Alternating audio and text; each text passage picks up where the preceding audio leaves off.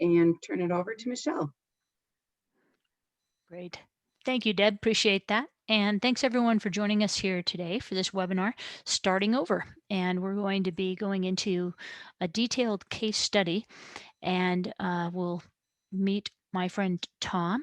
And I'm happy to take questions as we move through the webinar. So feel free to type them in the Q&A whenever you have questions or comments. If I don't answer right away, I either know I'm going to be covering that content in a moment, or I'm just waiting for a good stopping point. But feel free to put them in whenever you have them. So this is what we'll be covering today. We're going to discuss a case study, and I gotta move my little talking head here. A case study illustrating positioning, access, and assistive technology applications with a young adult. And this young adult had not been successful with this technology for a period of time. He had really just about abandoned some of his technology. He had really plateaued, and our job was to try to get things restarted again. I hope this is a case study that might be helpful when you're dealing with similar situations. Of course, every client's unique, right? But we do run into clients who have just gotten kind of stuck, and our job is to get in there and unstick things. So I want you to meet Tom, and this is not his real name. Tom had successfully used a communication device and a power chair in the past, but that had been several years ago. And this is the first time that I had met Tom. I had not worked with him before. So we needed to reevaluate everything: positioning, access, communication, and you'll see us go through that here in just a moment. We also needed to provide ongoing intervention to provide that restart, to restore his functional communication and mobility in particular. And you'll see we looked at some other things along the way as well. So let's start with a little background information. At the time of the initial evaluation, Tom was 19 years old. He has cerebral palsy, and functionally, he is unable to sit independently. He is nonverbal. His vision is good with corrective lenses. He wears glasses. And he had been seen for complex rehab technology needs at another clinic for several years. And he ended up transferring to our clinic, mostly because he really needed support for augmentative communication, and the wait list at the other clinic was very, very long. So we decided, rather than only following him for communication, that we would follow him for all of his assistive technology needs. We're good buddies with this other clinic, and so we all were able to share with client permission, information, and make that transfer. He had a large volume of equipment, and so it took some time to slowly tease all that out, to evaluate all of his equipment, all of his assistive technology needs. So this was a number of evaluation sessions. So at the initial evaluation, just getting to know Tom, all his needs, all of his equipment, we were aiming to determine his optimal positioning in his power chair. Now, this was the chair he used most of the time. He did not drive it. His mom drove it using an attendant joystick in the back. But this was the chair he used because he's a big guy. It's much easier for his caregivers to move him around in his power chair than in his manual chair. Also, his power chair has a recline on it, and mom uses that to do changes in the community. So if they're out and about. So I wanted to start with his positioning in the power chair, as this is the chair he mostly used. We wanted to determine and optimize his power wheelchair driving abilities, because he had not been driving for several years, and discuss other goals that we would then address at future appointments. So this initial evaluation took 2 different appointments. So during the seating evaluation, this is what we're typically looking at doing. We need to review: what equipment does the client currently have? How old is it? What condition is it in? Has the client outgrown it, or is it still meeting their needs, etc. Then we need to assess the current equipment, current position of the client in that equipment.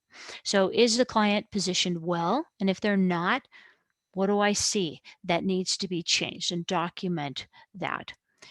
We then do a mat examination to determine just what is going on with this person in terms of range, strength, tone. What can I move around and how when I take gravity away by lying this person down in supine on the mat table? And what do I need to accommodate with a postural support system at what angles? Once we sit that person up on the edge of the mat table, we can really add in gravity and determine using my body primarily where does this person need support and again at what angles. And then finally, we make equipment recommendations. So starting with his current equipment. Tom had a Permobil C300 power wheelchair. This is a front wheel drive power chair with a right mounted joystick. He was using a cushion called the Matrix Libra with a gel pad underneath his ischial tuberosities. Those are the two bones at the bottom of the pelvis and a common area of pressure concern. So there's gel there to mitigate that. He also had an asymmetrical length to the cushion. It was longer on one side because he has a leg length discrepancy. He had something called a corpus back, and that's actually pictured here on this Permobil chair in this picture. That was about the height of his mid scapula, right in the middle of his shoulder blades. There were lateral supports to give him a little more lateral trunk support, but the left one was broken, and shoulder straps. He had a Whitmire heads up head support, lateral hip and thigh supports, and again, other equipment that he had, because he had a lot of equipment, was addressed at future appointments. Going on in our seating assessment, we need to then document how is the person sitting in their current equipment. So when I took a look at how Tom was positioned in his current seating, I noted that his pelvis was rotated. The right side was forward of the left side. He also tended to scoot his pelvis over to his left side, but that was blocked with a lateral pelvic support. So that pelvic support was doing its job, but I did note that that's his tendency. We need to address that in his seating. He had a very persistent posterior pelvic tilt. So his pelvis was sliding downward in the system, and this was difficult to correct and to sustain. The cushion was also too long on one side, the left side, and that was pulling him forward, meaning, of course, he's in a posterior pelvic tilt. We can't get his pelvis into neutral because his leg is being blocked by the edge of the cushion. The gel pad under his ischial tuberosities, those ITs, that's meant to alleviate pressure, was also allowing too much movement. So he could really squish around on that pad and move his pelvis into an undesirable position. Looking at his trunk, he was leaning to his right side. Now, there was a right lateral pad on this side, but it could not be moved in as far as we needed to because of hardware limitations. The corpus back that he had doesn't always work well, doesn't always play well with external lateral pads. It needed to come in about 3 inches, and we were unable to do that. He was putting a lot of weight on the support by leaning into those 3 inches, and we were worried that that could break. Also, his back was too short. So here, hopefully you can see my cursor here. I mentioned before that the back went to about the mid-scapular level, but he has shoulder straps. So when we tighten these shoulder straps, instead of pulling him back, we're also smushing his shoulders down. And that's not what we want to do. If you're using shoulder straps or any type of anterior trunk support that goes over the shoulders, the back needs to be as high as the top of the shoulders, if not a little higher. So again, pulling him down rather than back, and also the back contours do not match Tom's contours. And that does not allow us to better distribute his pressure across the posterior trunk. It also was not allowing more precise placement of the lateral pads. Someone has asked, can you explain the corpus back? I'm going to go back to this page here. If you look at the back on here, it's a very generic back that is offered by Permobile as one option. So it has a very generic curve to it, and part of that includes a little bit of lateral support that makes adding an additional lateral support more difficult. So a very generic curve to the back. His head. His head tended to hang forward most of the time, and he was also leaning to his right, correct, with his trunk. Well, that was leading to him leaning against the side of his headrest with the right side of his neck. And so, without providing more support at his trunk, there was way too much pressure on the right side of his neck. He had significant extension throughout his body, and he tends to move his head up and down with a rocking movement with enough force that the entire power wheelchair was rocking back and forth. So lots of force there. Next stage of our seating evaluation is the mat exam. So we examined Tom in supine and sitting on the edge of the mat table. Again, by placing someone supine on their back on the mat table, we eliminate gravity. Gravity is not always our friend, and I can really get a sense of how much range someone has for being positioned in a seated posture. And then once we get that person up on the side of the mat table, I can get a sense of what's going on with gravity added and where this person needs support and at what angles. So the mat exam is really, really important. I noted in his spine that he had a combination of asymmetries. He had some lordosis, lateral scoliosis, so curving to the side. We knew he was really leaning to the right, and kyphosis, flexion in the upper thoracic area. His hips, this was very important. He only had 110 degrees of available flexion at his left hip. That means he needed a more open seat to back angle to accommodate this.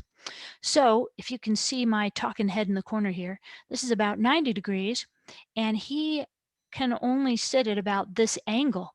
If we push him up, we only push his pelvis forward, and he ends up in that posterior tilt again. So between a lack of flexion in his left hip and a cushion that was overly long, Tom didn't have a chance of sitting upright. He was only able to sit more upright if the pelvis was rotated. This allowed him more flexion in that hip joint, and this is just because of his unique hip anatomy. And again, left leg shorter than the right. It's also important to look at skin and tone when we're on the mat table. Skin, he had reported multiple pressure injuries at the coccyx, the tailbone, this red part here of the pelvis. And this was most likely due to him spending so much time in a posterior pelvic tilt. When we're in a posterior pelvic tilt, we're weight bearing on the tailbone and sacral area. So he also had persistent redness on the left posterior trunk next to the spine. So that told us that there was some pressure occurring when he was in a seated position, more pressure than the rest of the back in that area. And again, with his tone, significant extension throughout. So right away, I thought that Tom might benefit from something called a dynamic back because he was extending with so much force through his hips. And a dynamic back, as you could see in this graphic here, moves in response to client forces. And because it moves, it kind of takes the wind out of someone's sails. It can diffuse that forceful extension, protecting him from the forces that were going through his joints, protecting his equipment from damage. He had already broken some things on his chair, and hopefully maintaining his posture because when he was extending, he would move in relation to the seating system. We wanted the seating system to move with him to better maintain his posture. So I was really excited to order him a dynamic back. However, he uses a power recline so that his mom can perform diaper changes out in the community. And dynamic backs are not compatible with reclining backs. So we did have a discussion about the benefit of a dynamic back versus the benefit of recline, but decided that recline would win in this case. And so we did not go forward with dynamic seating on the power chair. So after looking at his current equipment, looking at his posture in the current equipment, and performing the MAT assessment, we then needed to look at what are we going to recommend for seating. So after doing all that, we recommended for his cushion something called a Ride Designs custom cushion. Ride Designs provides cushions all over the country, but they do happen to be in my neck of the woods. So I know them well and can work very closely with them. If you look at the shape of this cushion, it provides a tremendous amount of pressure distribution to prevent pressure injuries, but also a lot of support. The materials don't include wiggly stuff like gel and air, which was allowing him too much movement. This would provide him adequate postural support, pressure distribution, and stability. It's actually molded to him. And you can see in the back here, there's something called cantles. These cantles provide a tremendous amount of posterior pelvic support right behind the pelvis. And he really needed that in order to control his tendency towards a posterior pelvic tilt. He needed that tremendous support behind the pelvis. But he also needs to recline. And when he reclines, these would sure get in the way. Well, fortunately, Ride Designs makes a collapsible cantle. So these two guys back here behind the pelvis actually collapse when he reclines and then pop up again when he's in a seated position. And that's a great deal the reason why we chose this custom cushion. We also recommend a Ride Designs back, and the reason for this is also molded to him to match his unique contours, provide much better support to his curvatures, again, pressure distribution and also stability. He did not have very much stability in his current seated system. This would go all the way to the top of his shoulders so that those shoulder straps could do a good job. And the sides could come out far enough that we wouldn't need an additional external lateral. This was going to make up for that, really provide him the significant trunk support he needed, particularly on the right side. Uh, Doug has asked, how is the custom mold made? For the cushion itself, I think they might have recently changed how they're capturing this.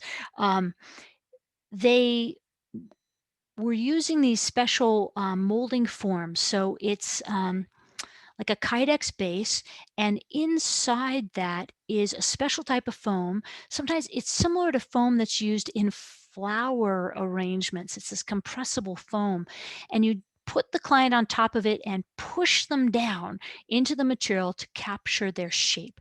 That is then scanned, and they use special materials to create the cushion. You can find more information on the Ride Designs site.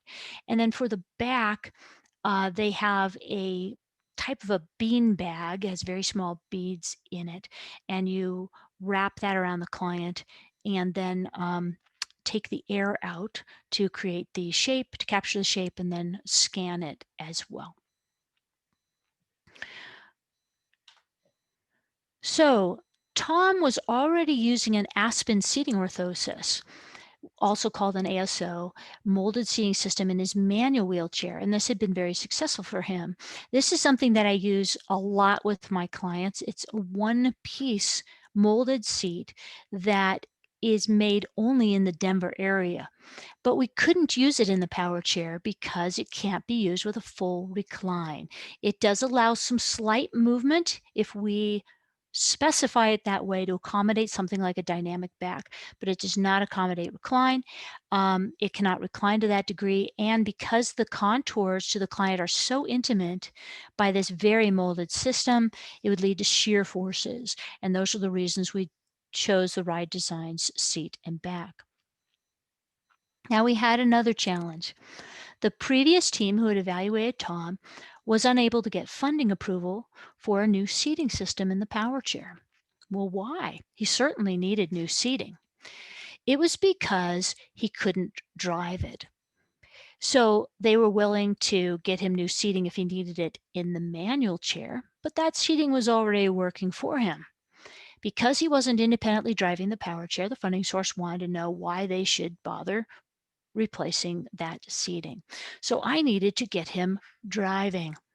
Again, the mom primarily uses the power chair because it's too difficult to push the manual chair. He's a big, tall guy out in the community due to the total weight of Tom and the system, and because the manual chair does not recline. So we need to look at power mobility. First, we review the current equipment, that power chair, including the driving method. 2, assess current functional mobility. 3, determine if he needs a new driving method. 4, determine overall ability to drive. Does he understand this task? Is this something he can do? And 5, determine other mobility equipment needs. So we turned our attention to the power wheelchair base itself. Again, he has this C300 power wheelchair. This particular model is not made anymore.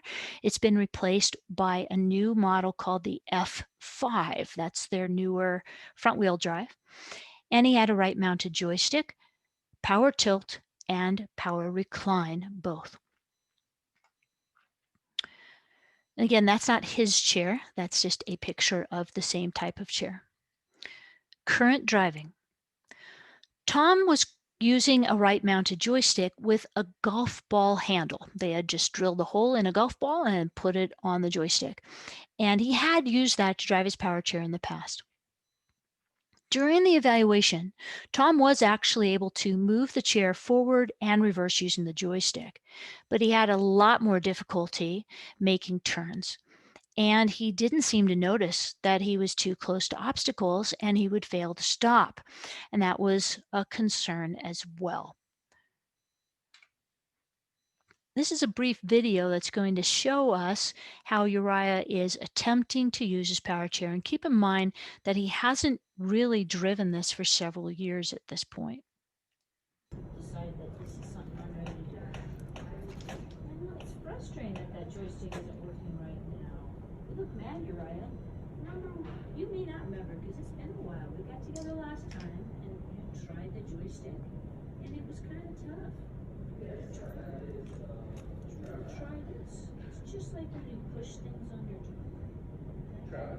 So when you push this, look straight ahead. Push this, turn that way. Yeah, pretty cool. Push this, you turn that way. It's an awesome way of driving, huh? Just give it a try. Can you push them there? Let's do some driving. Joystick's not working right now, huh? Yeah. Really?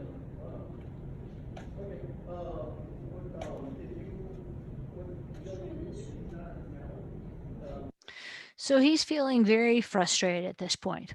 He knows what I want him to do, and this has been a frustrating task for him.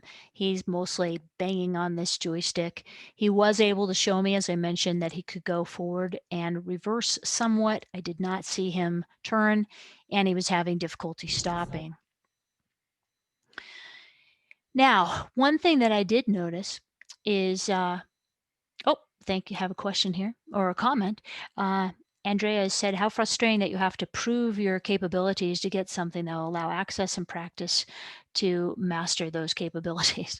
That's a good point, Andrea. And one thing that I do myself is I'm looking for potential. I'm absolutely not looking for mastery of a task before we recommend something. But we did need to evaluate his mobility because not only did we have to prove something for paperwork, and that can be frustrating, but I wanted to see, is this really the best way for him to drive? Because he had gotten older. Many of our clients, as they get older, might see a change in their access. And I thought that could be the case with Tom, but I wasn't sure yet. So Tom was able to directly access small locations on his communication device. He could reach out his right index finger and touch these locations for communication. So I thought, wow, if he can do that, he should have enough motor skills to control a joystick, but he was still having difficulty.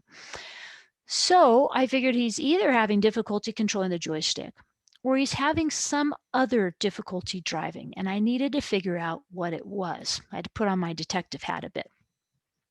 So I figured that this could be due to inadequate vision for the task.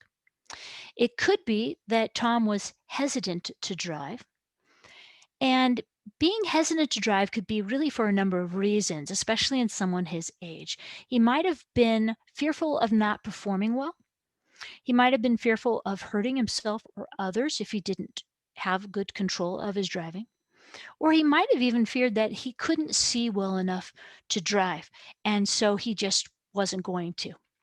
So I recommended that the family gently discuss this with Tom in a very positive way to get his ideas, to try to clarify this, to see if he could let us know which of these scenarios might be true for him.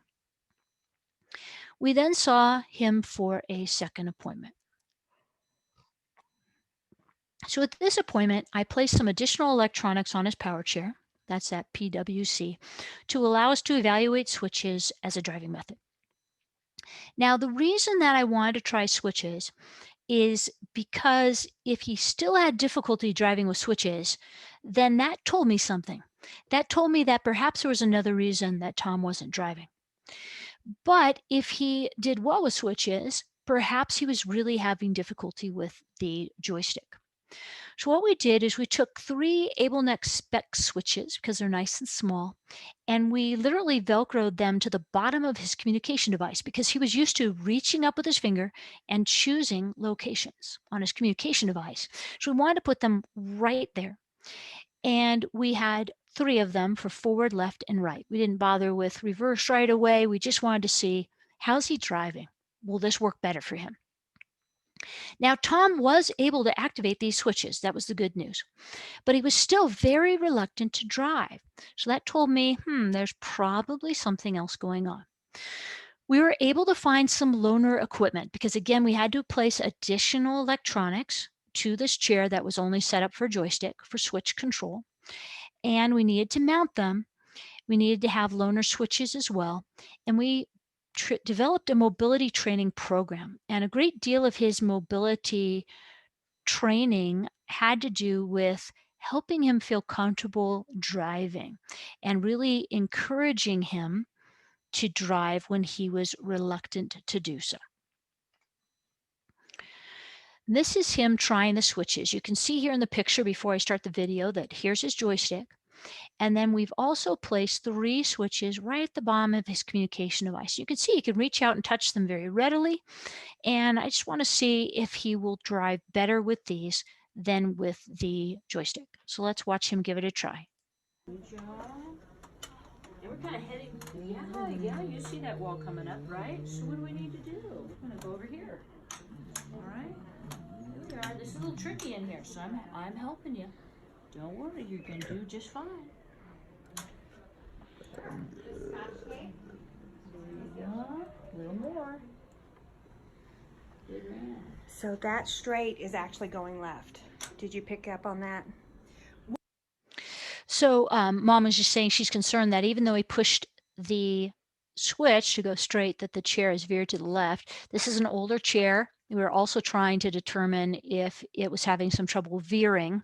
Part of the challenge there is he had just completed a turn and the casters at the back of the chair are skewed, and that was pulling the chair off course when he gave a forward command. I'm helping him because we're trying to get outside of this little office to drive in the larger lobby at this point.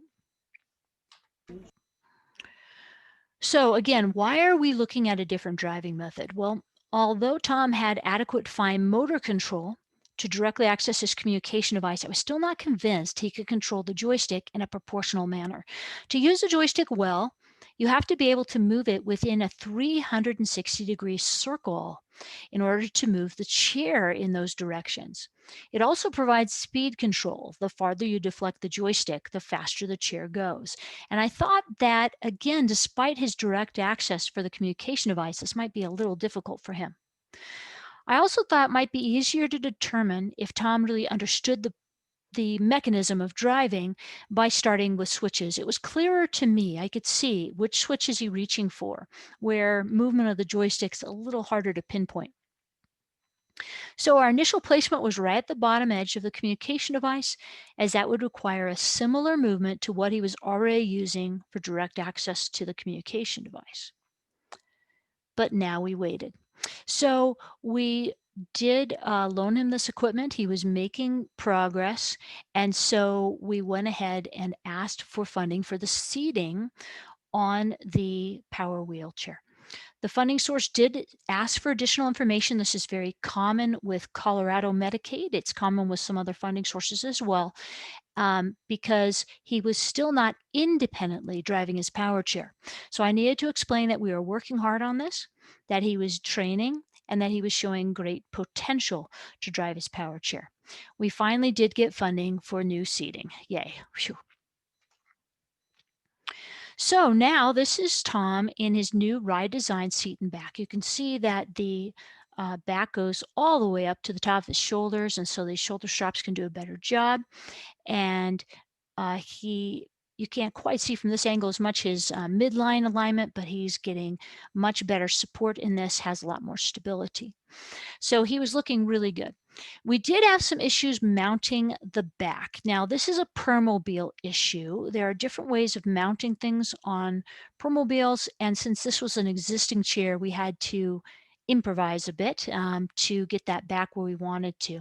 His strong extension was pushing the back out of position. So as he would extend, his shoulders would push against the top of his back, and it would rotate back, pushing the lower portion of the back forward, pushing his bottom forward, pushing him out of the chair. So we had to figure out a better way of mounting this so that that rotation wouldn't occur. So we're still trying to figure out how to mount the switches for him to continue practicing while we're waiting for a tray. Now in this picture, he has his tray. This is actually later. He has his tray and we've mounted switches to it. But at this time, we don't have his tray yet. We're waiting for funding. So I had taken this large plate that's available as a switch mount for the universal switch mount that ABLEnet has, and we placed his switches on that because we were trying to figure out how to mount the switches for him to continue practicing, again, while he's waiting for his tray, without having to put them on the communication device. So let's take a look.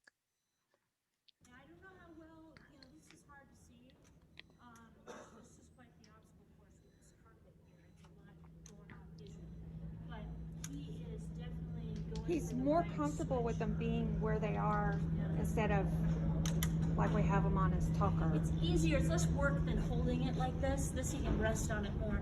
The position of them is going to be really important, and we're getting him a tray. So it will be very easy to attach them, I think, to the surface of the tray, because where they are now is just probably a skosh higher than where they'll end up being. So, and the nice thing is that gives you some flexibility to easily move them around. I wouldn't permanently nail down anything for a while. I'd leave them on Velcro so you can move them around while he's kind of getting used to it. Yeah, kind of like that right there, just like 3 strips. Hey, Raya, come on over. We're going to go all the way back to Jill's office. Okay? Come on, buddy. Let's It's like, nope, nope, we're going this way. Well, that You is wanna all the way you wanna back. go back the other way? Well, we're almost to the halfway point. Yeah, if he wants to go back that way, you can. That is Are all you the way doing your famous donut? Are you doing famous donuts? Okay, you know what? I'm gonna show you something, right? You're right, this is hard to see. Right here is a little brick wall, okay?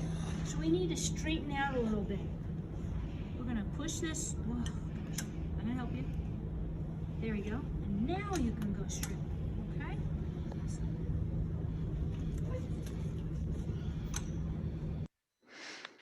So that was him driving. Again, we're trying to come up with a tray to have better support for his hand while he's driving and trying to find a specific spot for mom to continue practicing with him. Tom does not live close by to me. They have to drive a ways to come up. And so they were doing a lot of practicing on their own. So once Tom was in his new seating, we evaluated mobility again. The joystick was still challenging for him to control. He could move it, but not where he wanted to go. So we, by this time, had the tray, and we placed the switches flat on the tray rather than at the bottom of the communication device. And you can see this pattern that we've used here to allow him to reach all of them without accidentally hitting the ones that he didn't want on the way to getting to a different switch. So if these were all lined up straight, for example, he'd have difficulty reaching them because of his pattern of movement, but he also might bump some of them on the way to a switch. Someone's asked, what are the purpose of gloves on his hands? They're actually not gloves, they're a splint. They're a Bennett splint. So even though some of the material on these are soft, there is a rigid piece in there that's holding his wrists in better alignment. So thanks. Now he immediately drove with very good control and a willingness to drive. We were so happy. This is after he has the tray and his new seat. We think his previous reluctance was due to the difficulty accessing his switches in his prior seating. Once he had this stability, he took off, big smile on his face, drove really, really well. Unfortunately, I do not have a video from that day. It was a busy day, but did a fantastic job. We eventually ended up with 5 switches on his tray for forward, left, right, and reverse, as well as a direct control of his power tilt system. So here he has 4 of them on, nope, his finger's actually on the black one. It's a little hard to see here. So he does have all 5 here. So forward, left, right, reverse, and then 1 for power tilt. Now we could have used something called a mode switch or a reset switch to allow him to go back and forth. To use less switches, just 4 switches, to control forward, left, right, reverse, and his power tilt. That was a little harder for him to grasp, and so we set it up this way instead. So you can see he uses his right index finger. His splints do help him isolate that finger a little better. And he's using those 5 AbleNet spec switches. We have Velcro all over the tray because at this point he hadn't been driving this way for very long, and it gave his team room to play around with the final position of the switches, but they're really, really close to where they need to be in this photo. The required electronics were submitted for funding. These were approved and ordered for the current power wheelchair. Although the power wheelchair was getting older, it was functional and didn't require replacement. Many funding sources not only look at the age of a base, but is it working? Is there any reason to replace it? Not having a real compelling reason to replace it at that point, we simply ordered new electronics for it. So in the meantime, we also evaluated his manual chair, which was a Quickie Iris tilt and space chair with that Aspen seating orthosis. We did recommend a dynamic back and dynamic footrest for this frame because of his strong extension. We also recommended slight modifications to the seating system. The thoracic area needed to be widened a little bit to accommodate growth. A new manual chair was not required as this one was working well for him. We also evaluated Tom for sleep positioning. Now this is a big topic by itself, but it is very important when we're looking at clients who require wheelchair seating to look at their positioning over a 24-hour period of time. Um, Providing a symmetrical position as possible during sleep, especially while his muscles are nice and relaxed, provides a prolonged stretch to minimize progression of orthopedic changes that we are seeing, particularly in his spine, also some in his hip, and also prevent that range loss. I don't have a before picture on this slide here of his usual sleep position, but you can see that we were able to get him fairly well aligned here while he's asleep, and mom sets this up.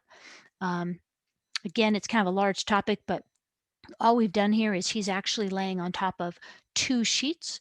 In between the sheets, we have tucked, oh, and then on top of this is a just a waterproof pad. But in between the sheets, we've tucked some very simple components like rolled towels, rolled up in Coban wrap just to keep them more likely to stay in position. Tuck those in, and just some really simple supports that have held him as needed. We were also during this time looking at his access for communication to make sure that it was optimal as well. He had been using his right index finger to directly activate locations, but due to the positioning in his power chair not being adequate, his access was impacted by that. He wasn't accessing as well as he should. His new positioning optimized his ability to access the communication device, which was great. Okay, so I want to show you a video of him accessing his communication device recently. So to do this, I need to share a different screen. So let's see if I can get this correctly.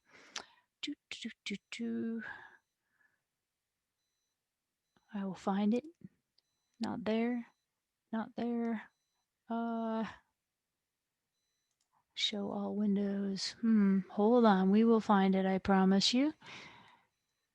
We will get it one way or another. May have to go down. There it is. Okay. Finally. Okay. Let me move these out of the way. And we'll hit play. I am hurting and I need Tylenol. All your words are back, dude. What do you think? Oh man, he's so excited.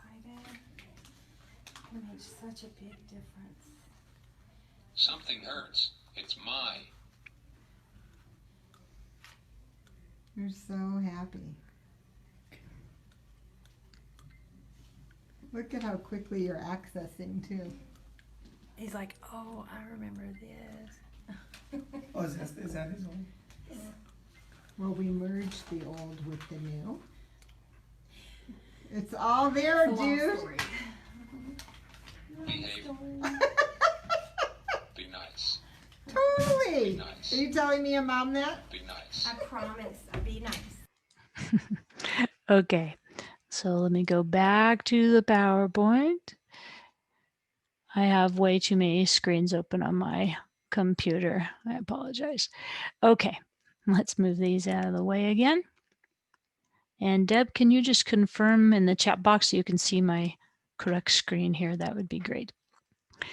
So in that video, Tom is actually still in his old seating system, but he's starting to use his communication again. And a lot of that is because he works with an amazing speech language pathologist who I have the privilege of working with, Jill Tolman, and she has really got him motivated again, changed up his vocabulary, and he is just rocking it, doing lots and lots of work. He was very excited to return to therapy after missing several months due to the pandemic. He was getting some telehealth sessions in there, but our clinic did reopen for a while. Thank you, Deb. And so he could see his favorite person, Jill, in person. So there's Jill on a telepractice session with him. So it really makes such a difference working with someone who is super motivating. And so Uriah has really started using his communication again. Again, new vocabulary, really lots of motivation to use it, and he's just going to town. So here he is saying on his communication device during his telehealth session, I am thankful for mom. She is nice. I am thankful for parks. They are happy, meaning happy places. I am thankful for cheeseburgers. And I'm not sure exactly what he's saying about cheeseburgers, but probably just that they are nice and yummy. Now, Tom also uses his communication device with Alexa, and this is really cool. And I bet a lot of you are doing this as well, which is very, very cool. He has lots of options here on this page. And here he said, Alexa, fire photon torpedoes. And I'll have to try that on my Alexa, I guess. She says something along those lines. He has lots of things he can say to Alexa, who understands this synthetic speech very, very well. So we are once again going to share our screen and watch a video of him controlling Alexa. There we go. I'll move these, oops, out of the way. And here we go. Alexa, I am your father. No, that's not true. That's impossible. So lots and lots of fun with Alexa. All right, here we go. And back we go. All right. So, boy, we're already to our take-home message. Good, we'll have lots of time for questions. Thank you, Deb. And oh, someone's asked, what device is he using? He is using the Prinkiromic Accent right now. So PRC Accent. So it is never too late to start over. Our clients change. I tell you, the only constant I find in my clients is that there is no constant. They're always changing. And I do find a lot of times as children get older, in particular, go through those teenage years, we can see real changes in access or positional needs. Positioning, super, super foundational. If we don't have good positioning, our clients just can't use their body as well as they need to. And a big part of starting over is really reigniting motivation. Unfortunately, Tom got really used to not using his body, not being independent with his technology, other people doing for him. He had gotten that learned helplessness. He'd gotten real passive. It can be hard to turn that around. It takes a lot of perseverance, but it's worth it. He's driving his power chair and he's using his communication device. He's controlling things with Alexa. Lots and lots of good things. So I want to thank you very much and open us up for questions here. I'm going to pull over the question box so I can more readily see it. So Camilla has asked, did you have to change position of the device on the new chair for him to access it? That's a great question. I think where it was ended up still working fairly well for him. I have to think back.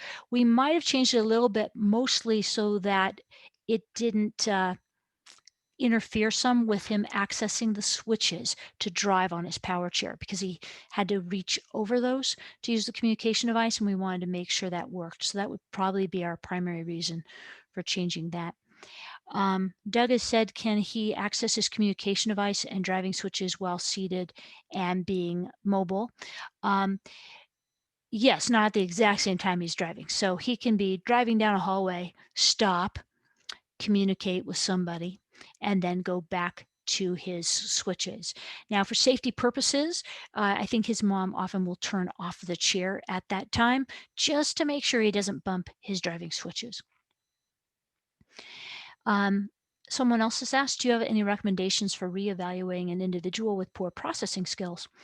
Well, lots of clients we work with have difficulty processing. And I think the main thing with processing is to simply allow this person time to process.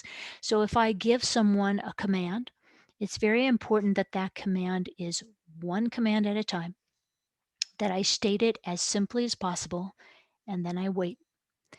That often means I have to let everyone else in the room know, please, please don't ask him anything else, because Now my client is processing the last thing he's been asked, not the first thing. So one thing at a time, just wait. If the client's still taking a long time, I might ask a follow-up question like, do you need help? And then wait. And if my client indicates in some way that yes, they do need help, I might either help them with the task or clarify my instructions. That would be, in general, the main thing I'd recommend for processing. And Leah's asked, how long does the process take to get funding approved and receive the desired equipment? Too long, right? It does depend on the funding source, but anywhere from 3 to 6 months is not uncommon, especially if the funding source wants further information in order to make their decision. So it can take a while, and that's why in the meantime, we will often try to do whatever we can to optimize positioning, set up trial equipment, set up some training programs to help this person during the wait. Someone else has asked, does he have difficulty driving with the device mounted? Did it block his view at all? No, actually, let me see if I can get back to a good picture here of him. Forgive me going back like this, way back. Okay, so if you look at this picture here, you can see where his switches are, and you could see the communication device mount sticking out, and the device is not mounted directly in front of him. It's mounted a little bit to the side, and that helps. Also, he's a tall guy, and he can see over the top of the device as well. Joanne has asked, how does age and growth factor into your decision on adjustable laterals and hip thigh supports versus custom seating? Good question. So molded seating, I know a lot of folks are concerned about molded seating and growth, because if someone grows a lot, then the seat needs to be remolded, and that can be very expensive. Because he had pretty much stopped growing, now his weight can certainly still fluctuate, but because he had pretty much stopped growing, we weren't worried about a molded seat and back. The ASO, the Aspen Seeing Orthosis Day has in his manual chair, actually has a 3-year warranty. So if a child grows or adult changes, they will continue to change that system to meet their needs within that 3-year period. So we don't have to run out and get funding again for a while. And that really helps. In his case, in terms of his trunk, by just having external laterals only on the back, even though that could help if we had appropriate laterals on the back to achieve midline alignment, it wasn't matching the contour of his trunk. He did have some asymmetry over the posterior trunk, and that was a great deal of why we went ahead and went with a molded system. And then in terms of the custom seating, he needed a cushion that gave him a tremendous amount of stability as well as some pressure relief. That stability meant we really couldn't use gel or air. He wiggled around too much on it. He really did well with that high back, that posterior support. But we also needed something that got out of the way during recline, and that Ride Designs custom cushion has those collapsible cantles. It's a very unique feature, and that worked well. So that was why we made the decisions for Tom. And so age and growth, definitely somewhat of a factor, but much more I'm looking at the individual requirements, I guess. Megan has asked, do you have any recommendations for activities for clients to participate in to practice driving their chair rather than just asking them to drive? Another great question. There's actually a course in AbleNet University, a recorded course you can check out that is on pre-mobility driving. It might be called Developing Readiness to Drive a Power Chair. And it gives lots of suggestions of working on these skills, even if you don't happen to have a power chair. There's lots you can do in the absence of a power chair. So rather than going into that right now, because that's again, could be a lot of information, I would really encourage you to check out that particular webinar. Again, I apologize, I forget the exact title, but if you, I think you can search in the AbleNet university under my name, and then you can look through those to see the exact name, but it's either called Pre-Mobility Training or Developing Readiness. So great. And before I forget, while people are still typing any questions or comments, I'm going to go to the end of our session here and make sure you have my contact information. There are some resources you might find helpful on my website under resources, and one of them actually includes some pre-mobility training guidelines. And feel free to email as well if you have questions. So we have about 5 minutes left. If you have any other questions or comments, please feel free to type those on in. Michelle, there are a couple of questions in the chat box as Oh, okay, well. thank you. Let me go here. Okay. Sharon has said, I know you mentioned considering vision concerns, was wondering about cortical visual impairment. Another big topic, huh? So, you know, Tom probably has some mild cortical visual impairment. A lot of the clients I work with have cortical visual impairment, very, very common in a lot of the clients we see, a lot of clients with cerebral palsy, high tone, etc. So what do we do? Well, if my client has seen a specialist in functional vision, definitely I want to know what their thoughts are in terms of things that optimize this person's vision. Next, I do not discount in general someone who has cortical visual impairment from driving. What I want to do is give them a chance to see how they use their vision functionally. I have a lot of clients I work with whose vision is not that great. They may not be able to see areas of their device well. They may not be able to see the display of the power chair, but they can see well enough to drive, particularly in familiar environments. And so it's hard to look at only a test score and say this person definitely can't drive. From there, for initial driving assessment with people who have CVI, it's always good to minimize visual clutter. So, and to consider lighting, sometimes fluorescent lighting, which is really common in our clinics or school buildings, can be difficult for people with CVI. The final thing I like to do is allow them to move their head the way they need to. Many people with CVI need to drop their head or angle their head to maximize their vision, and this can vary throughout the day. So I will allow this person to assume the head position that they need to in order to drive to their best ability. I hope that helps. Laura has asked him, what order did you place the switches, forward, reverse, etc., from left to right, and can you explain why in that order? Good question. So on that tray, you know, that's a great question. I'm trying to remember what order. I think that the one that's furthest to the left is left because intuitively that makes sense. The one next to that is forward. The one next to that is right. The one next to that, I believe, is reverse, going to the right. And then the final switch to his right is for the power tilt. I believe that is the order. I try to put switches in an order that makes sense to that individual, and usually it's the switch that represents that direction is in that direction on the in mounting. Sharon has asked if this training will be archived. It will be. It'll be available as a recording. And let me see if I missed any other questions in the chat box. I think we got those. Hang on just a minute. Yep. Okay. It looks like we've gotten all the questions in the chat box. Again, if you have any more questions or comments, feel free to put those into either the chat box or the Q&A. And we'll be ready to wrap this up here pretty quick. If you are interested, next week, we also have a question.